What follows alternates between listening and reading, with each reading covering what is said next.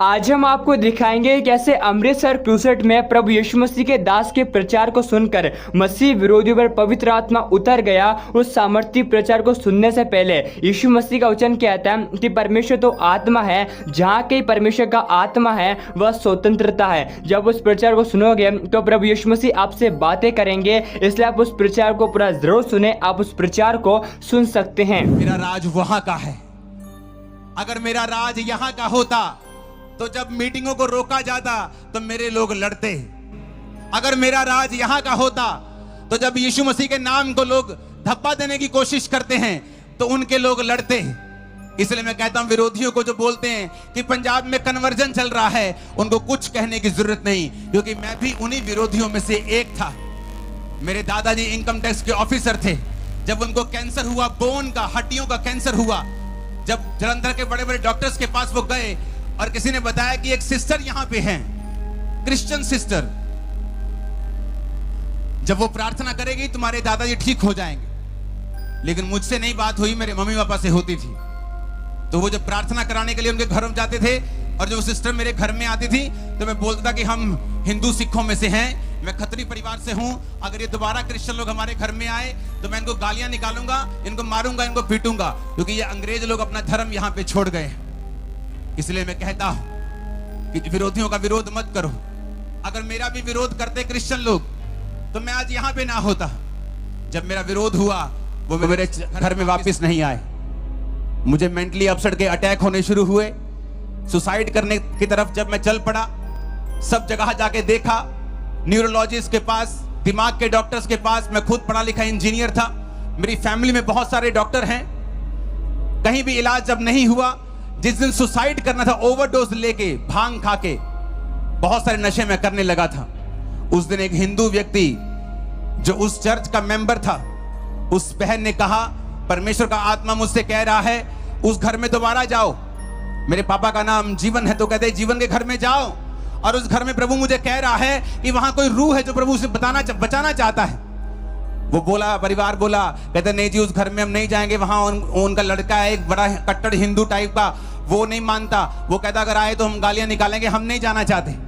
वो सिस्टर बोली नहीं तुम मेरी बात मानो, जाओ उस घर में प्रभु का आत्मा कह रहा है। वो मेरे घर में आए, मैं घर में नहीं था। जब वो मेरे घर में मेरे बेडरूम में बैठे तो मैं नशा करके जब आ रहा था वापिस अपने घर में, और मैंने अपना रूम जब खोला तो मेरे रूम के सामने वो बैठे थे। उसमें मेरा घमंड टूट चुका था, बीमारी के साथ मैं खत्म हो चुका था। अपने घर के अंदर गया, कुछ नहीं बोला। उन्होंने मुझे बाइबल दी और कहा कि प्रभु यीशु मसीह किसी धर्म या जात को बनाने के लिए नहीं आए। वो इतना छोटा परमेश्वर नहीं है कि सिर्फ पृथ्वी की बात करे, जो कि परमेश्वर के जो खुदा ने बनाया उसके सामने बिंदी भी अगर लगा दो तो वो बिंदी भी धरती से बड़ी लगेगी। आपको ये धरती इतनी छोटी है प्रभु के सामने। उसने कहा बाइबल पकड़, जिस दिन तेरे को ईसाई धर्म नाम का बाइबल में शब्द मिलेगा उस दिन तू बाइबल पढ़नी बंद कर देना। मैंने कहा मैंने तो मीडिया से यही सुना है कि ये लोग धर्म बदलते हैं, बड़ा नेक्सस चल रहा है जी, बड़ा धर्म परिवर्तन का धंधा चल रहा है जी, बड़ा कुछ हो रहा है जी। उन्होंने कहा अच्छा, हम भी हिंदू परिवार से हैं, परमेश्वर ने हमें चंगा किया है, जिसको प्रभु अपने पास बुलाता है ये उन्हीं को मालूम है। उस दिन बाइबल पकड़ ली, रात को 8 बजे 16 अगस्त 2004 नशा करके एक घर देखा जहां वो बंदगी करते थे, वापिस आया, मेरे पे ले हैंड प्रार्थना हुई। पहली प्रार्थना में मुझे समझ आ गया था कि अगर इस धरती पे मेरा कोई हल कर सकता है तो वो सिर्फ प्रभु यीशु मसीह है। मेरे को समझ आ गई थी एक प्रार्थना में ही, हल पूरा नहीं हुआ था लेकिन एक प्रार्थना में समझ आ गई थी, क्योंकि मैं दुनिया घूमा हुआ था, कंप्यूटर इंजीनियर था, मेरी फैमिली में बड़े बड़े अफसर थे, सब जगह पढ़े लिखे लोग थे, तो मैं जानता था कि जो मैं देख रहा हूं ये फेक नहीं है। जो मैंने मीडिया से सुना, जो मैंने लोगों से सुना, वो नकली, वो गलत था, लेकिन जो मैं अपनी आंखों से देख रहा था, एक्सपीरियंस कर रहा था, वो सही था। बाइबल को पकड़ा।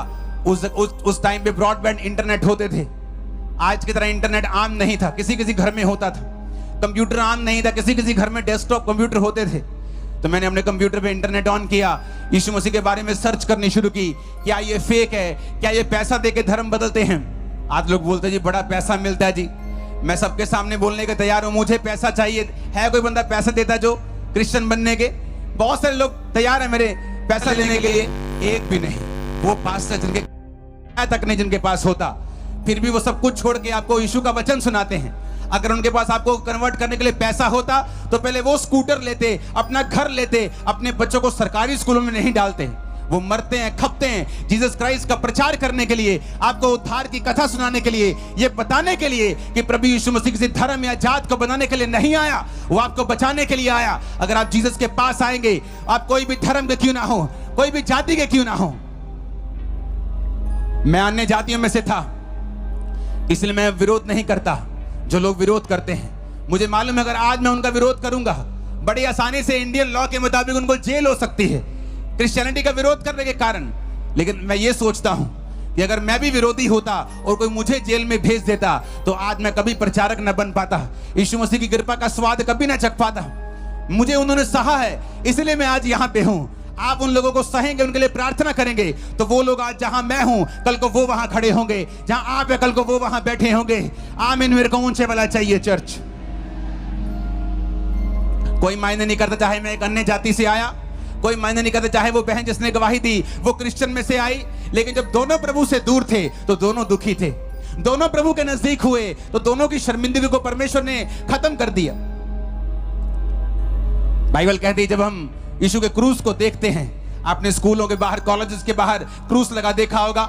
लोग बोलते क्रूस को उतार दो, क्रूस को उतार के पैरों में रख दो, क्रिश्चियन धर्म को नीचे कर दो। वो क्रिश्चियन धर्म की निशानी नहीं है।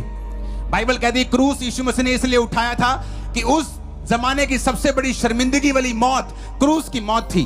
क्रूस की मौत उनको दी जाती थी जो बड़े अपराधी होते थे, बड़े बड़े चोर होते थे, बड़े बड़े अपराध करने वाले, संगीन अपराधी होते थे, कत्ल करने वाले होते थे, उनको क्रूस की मौत दी जाती थी। जीसस क्राइस्ट ने उस क्रूस की मौत को सहा। राजे ने कहा जीसस, यीशु, अगर तू चाहे तो ये मौत टल सकती है, क्योंकि जितने अपराध, जितने ये तुझ पे इल्जाम लगाते हैं, एक भी साबित नहीं कर पाए। सिर्फ तू अपने मुंह से कह दे इतना ही कि ये सारे इल्जाम झूठे हैं। यीशु ने कहा मैं अपनी मर्जी से अपना प्राण तुम्हें देता हूं और मैं ये घोषणा करता हूं कि अपनी मर्जी से मैं इसे वापस ले लूंगा। और यीशु मसीह मुर्दों में से तीसरे दिन जी उठे, 40 दिन फिर प्रचार किया, 41वें दिन उसी स्वर्ग पे चले गए और अपनी आत्मा को भेजा। वही आत्मा आज देखते हैं लोगों को आप चंगा करते हुए, लंगड़ों को चलाते हुए। मैं चंगा नहीं कर सकता, मेरे भी आप भी की तरह हाथ है। मैं ही पंजाब में जन्मा हूं, जलंधर से जम्मिया, मैं पंजाबी च प्रचार कर सकता, लेकिन मुझे सुनने वाले लोग पूरे देश से, पूरे वर्ल्ड से हैं जो हिंदी समझते हैं। इसलिए मैं फैसला रखता हूं कि हमेशा हिंदी में प्रचार करूं ताकि और लोग भी इस मैसेज को ले सके और समझ सके। बहुत से लोग ये समझ सके कि यीशु मसीह किसी धर्म को बनाने के लिए, जात को बनाने के लिए नहीं आए। उनका राज इस पृथ्वी का नहीं है। वो पृथ्वी जो एक मिट्टी का बिंदु भी उससे बड़ा है परमेश्वर के सामने, ऐसी पृथ्वी पर वो अपना राज नहीं कहता। मेरा राज ऊपर का है, मैंने तुम लोगों को बनाया है, सिरजा है ताकि तुम मेरी आराधना कर सको, मेरे पीछे चल सको। आज साइंस जितनी मर्जी बड़ी हो जाए लेकिन बाइबल से ऊपर नहीं जाती। हर 2 महीने पे स्टडी आ जाती है, जो बाइबल में लिखा है वो ट्रू है। पहले लोग बोलते थे कि मूसा के जो बाइबल में लिखा है, वचन में लिखा है कि फिरौन जो था वो समुद्र के नीचे आ गया था, समुद्र 2 भाग हो गया था, मूसा तो अपने लोगों समेत निकल गया, लेकिन फिरौन समुद्र के बीच में दब गया था। जब वो निकल गए तो समुद्र वापस वैसा ही हो गया था। कहते ये झूठ है। कुछ साल बाद जब स्टडी हुई तो उस समुद्र में 2000 4000 जितने भी साल पुरानी वो थी तलवारें वहां से निकली, फिरौन के हथियार वहां से निकले, उनके फॉसिल्स, उनके जीवाश्म वहां से निकले। हर कुछ देर बाद नासा ये बताता है कि बाइबल में जो लिखा है वो बिल्कुल ट्रू है, बिल्कुल सच्चाई है, क्योंकि ये किसी धर्म की पुस्तक नहीं है। ये जीवित परमेश्वर का वचन है जिसने आपने और मेरे लिए इस वचन को सिरजा है कि जब हम इस वचन को सुनेंगे और मानेंगे, हम किसी भी जाति, किसी भी धर्म से क्यों ना हो, खुदावंद हमें बरकत देगा, हमें आजाद करेगा, हमारे परिवारों को शर्मिंदगी से आजाद करेगा। उन्होंने मुझे बताया कि क्रूस का मतलब है कि प्रभु ने तेरी शर्मिंदगी उठा ली है। एक जवान बच्चा जब घर में नशे करने लग जाता है, घर को सपोर्ट करने के बजाय घर का पैसा उठाने लग जाता है, माता पिता को कंधा देने के बजाय, उनको सहारा देने के बजाय माता पिता को उनके पीछे लगवा लेता है, तो ये एक शर्मिंदगी है। जब उसके बनने का समय होता है वो नशे में चला जाता है, ये एक शर्मिंदगी है। जब जवान होता है, बीमार हो जाता है, ये एक शर्मिंदगी है। मुझे बताया गया कि अगर मैं जीसस क्राइस्ट के उस क्रूस के ऊपर विश्वास करूं जो किसी धर्म का प्रतीक नहीं है, बल्कि इस बात का प्रतीक है कि प्रभु यीशु मसीह इस दुनिया में आए थे और मेरे लिए सारी शर्मिंदगी को अपने ऊपर बिना किसी पाप के उठा लिया। आज जो कोई उस क्रूस के ऊपर विश्वास करेगा, परमेश्वर ने कहा वो उसकी शर्मिंदगियां धरती के ऊपर से जाती रहेंगी। मैंने विश्वास किया क्रूस के ऊपर, बाइबल पढ़ी, आज मुझे 20 साल हो चुके हैं, 2024 आ चुका है। 20 साल में मैंने बाइबल में मैंने कितने ही बार, सैकड़ों बार बाइबल पढ़ ली। नया नियम तो मैंने सैकड़ों बार ही पढ़ लिया, पुराना नियम भी कई बार पढ़ लिया। एक भी बार बाइबल में ये नहीं आया कि मैं ईसाइयों का परमेश्वर हूं। एक भी बार ये नहीं आया कि मैं धर्म बदलने आया हूं। एक भी बार नहीं आया कि धरती पे मेरा राज, परमेश्वर ने कहा मेरा राज वहां का है। धरती पर वो राज जो तुम लोग कहते हो, वो राज परमेश्वर स्थापित करने के लिए नहीं आए, वो आत्मिक राज को स्थापित करने के लिए आए। नहीं तो हम लड़ते, शारीरिक रूप में लड़ते तो उसका राज स्थापित हो। यीशु ने कहा मेरा राज आत्मिक है। तुम सब लोग मेरे धर्म और राज का पीछा करो, तुम सब लोग बाइबल का पीछा करो, तुम सब लोग वचन को सुनो, तो देखो अन्य जातियां जिन वस्तुओं की खोज में रहती हैं, क्या खाएंगे, क्या पिएंगे, क्या पहनेंगे, परमेश्वर ने कहा ये सब वस्तुएं तुम्हें पीछे पड़ के मिल जाएंगे। किसी वस्तु के पीछे तुम्हें जाना नहीं पड़ेगा। एक राजे का बच्चा जब सुबह उठता हो और राजा के पास जाकर रोए, खूब रोए, जोर जोर से रोए, चिल्ला चिल्ला के रोए, और राजा पूछे क्या चाहिए, क्यों रो रहा है तू, और वो बोले मुझे नाश्ता चाहिए, तो राजा सिर पे हाथ मारेगा। अरे बेटा ये लाखों करोड़ों खरबों रुपया तेरा है, मेरे बाद तू राजा होगा, सब तेरा है बेटा, तू नाश्ते के लिए क्यों रो रही है, तो तुझे मिलेगा ही, कपड़े तो मिलेंगे ही। जीसस ने कहा सुलेमान के जैसे कपड़े इस दुनिया में किसी ने नहीं डाले। सबसे बुद्धिमान था वो, आज तक सुलेमान के जैसा बुद्धिमान कोई नहीं हुआ। प्रभु ने कहा सुलेमान के जैसे कपड़े मैंने किसी को नहीं पहनाए, लेकिन एक फूल को, एक फ्लावर को जो सुबह उगता और शाम को झड़ जाता है, उसको सुलेमान से भी अच्छे कपड़े पहनाए हैं। तो तुम्हें क्यों नहीं पहनाऊंगा जो उसके धर्म और राज्य की खोज करते हो। उसने कहा चिड़ियों को देखो, कौओं को देखो, वो नहीं बटोरते, स्टोर नहीं बनाते कि चलो जी दाने रखा लो इच काम मांगे। परमेश्वर ने कहा ना वो काटते हैं ना वो बटोरते हैं, तो भी तेरा स्वर्गीय पिता उन्हें खिलाता है। तो तेरा स्वर्गीय पिता जिसने तुझे जन्मा है तुझे क्यों कर ना खिलाएगा। तुम चिंता करके ना कहना क्या खाएंगे क्या पिएंगे। परमेश्वर तुम्हें खिलाएगा भी, पिलाएगा भी, तुम्हें पहनाएगा भी, लेकिन पर तुम उसके धर्म और राज्य की खोज करना, पहले उसके धर्म और राज्य का पीछा करना, तो दुनिया की सारी वस्तुएं तुम्हें पीछे पड़ के मिल जाएंगी, दुनिया की सारी ब्लेसिंग्स तुम्हें पीछे पड़ के मिल जाएंगी। पहले उसके धर्म और राज्य की खोज करना। आप सभी इस वीडियो को भी छोड़ के ना जाए, आप सभी इस वीडियो को पूरा जरूर देखें। जैसे कि आपने वीडियो में देखा कैसे प्रभु यीशु मसीह के दास ने सामर्थ्य प्रचार को किया।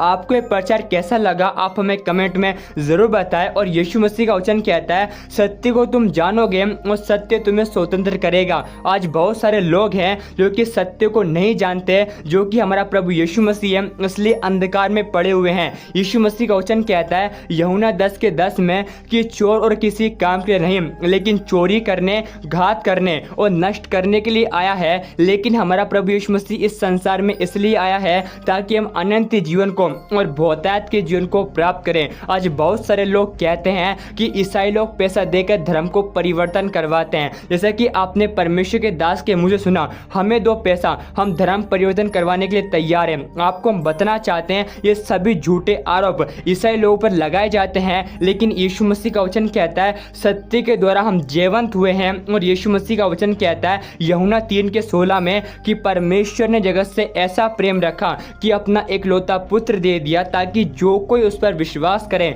वह नाश ना हो लेकिन अनंत जीवन को प्राप्त करे। आज बहुत सारे लोग हैं जो कि भूले हैं, भटके हैं और पत्थरों की मूर्तों में हमारे प्रभु यीशु मसीह को ढूंढते हैं, लेकिन सच्चा प्रभु यीशु मसीह उन्हें मिलता नहीं। इसलिए प्रभु यीशु मसीह का वचन कहता है कि परमेश्वर का वचन कहता है मार्ग, सत्य, जीवन हमारा प्रभु यीशु मसीह है। हमारे प्रभु यीशु मसीह के बिना कोई भी परमेश्वर तक नहीं पहुंच सकता है।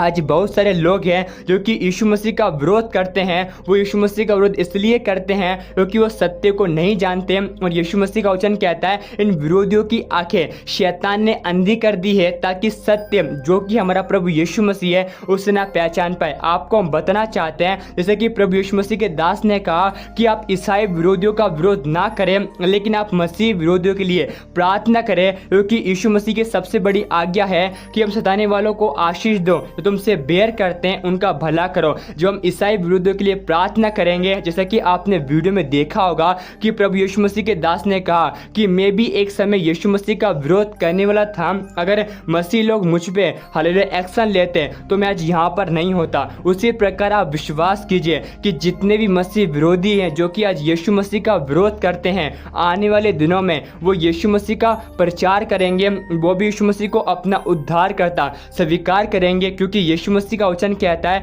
कि अंत के समय में ऐसा होगा कि प्रत्येक घुटना यीशु मसीह हम झुकेगा और हर एक जीव अंगीकार करेगी कि हमारा यीशु मसीह परमेश्वर है। आपको हम बताना चाहते हैं, यीशु मसीह का वचन कहता है कि अंत के समय में ऐसा होगा कि परमेश्वर वचन कहता है, मैं अपना आत्मा हर एक मनुष्य पर उंडेलूंगा और तुम्हारे बेटे बेटियां स्वप्न देखेंगे। आपको हम बताना चाहते हैं, जैसा कि आपने वीडियो में देखा होगा कि प्रभु यीशु मसीह के दास ने कैसे सामर्थ्य प्रचार को किया। आपको हम बताना चाहते हैं, बहुत सारे मसीह लोग जो कि आज यीशु मसीह का हालेलुया प्रचार करते हैं, उनका जो ईसाई लोग विरोध करते हैं, आपको हम बताना चाहते हैं, यीशु मसीह का वचन कहता है, हमारा प्रभु यीशु मसीह का वचन कहता है कि तुम बुराई से ना हारो लेकिन बुराई को भलाई से जीत लो। आप इस वीडियो को एक व्यक्ति के साथ जरूर शेयर करें ताकि वह व्यक्ति आपके द्वारा नरक की आग से बचाया जाए और वह व्यक्ति आपके द्वारा सच्चे परमेश्वर को जान सके। क्योंकि यीशु मसीह का वचन कहता है, हमारा प्रभु यीशु मसीह की इच्छा यह है कि कोई भी नाश ना हो लेकिन सब अनंत जीवन को और बहुतायत के जीवन को प्राप्त करें।